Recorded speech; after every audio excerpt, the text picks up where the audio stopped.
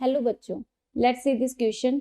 The maximum possible integral value of beta minus alpha upon tan inverse beta minus tan inverse alpha where alpha 0 से बड़ा है यहाँ पे और alpha से बड़ा हमारे पास बीटा है और beta is less than √3 is. So the key concept is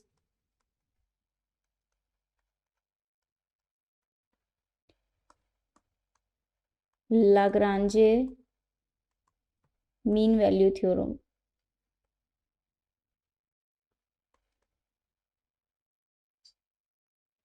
सो यहाँ पे लाग्रांजे मीन वैल्यू थ्योरम हमें पता है क्या कहती है कि अगर फंक्शन किसी close interval a to b में कंटिन्यूअस है और सेकंड फंक्शन डिफरेंशिएबल है in open interval a to b में, तो ये इम्प्लाई करेगा F dash C F of B minus F of A upon B minus A होगा.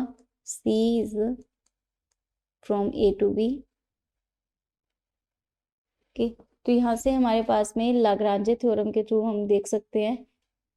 सबसे पहले हमने अल्फा को tan थीटा लेट कर लिया, बीटा को tan पाई लेट कर लिया. तो यहाँ से हमारे पास में यहाँ से अगर हम देखें तो 0 से अल्फा बड़ा है, अल्फा से बीटा और ये √3 से कम है. तो यहाँ पे अल्फा की वैल्यू हमने पुट कर दी which is a tan theta, tan phi, this is a √3. tan inverse से मल्टीप्लाई करेंगे तो ये 0 हो गया, ये थीटा, ये फाई और tan इनवर्स √3 हमारे पास में हो जाएगा 60 डिग्री. ओके, तो हमारे पास में जो इंटरवल आया इनका 0 से 60 डिग्री आ गया. अब हम देख सकते हैं कि जो हमारे पास फंक्शन है tan x, तो ये हमारे पास एक फंक्शन है.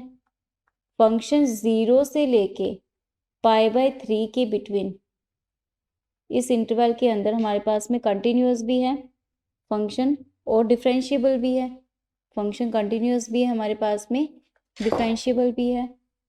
तो function is continuous in close interval 0 to π/3 and second is function is differentiable in open interval 0 to π/3.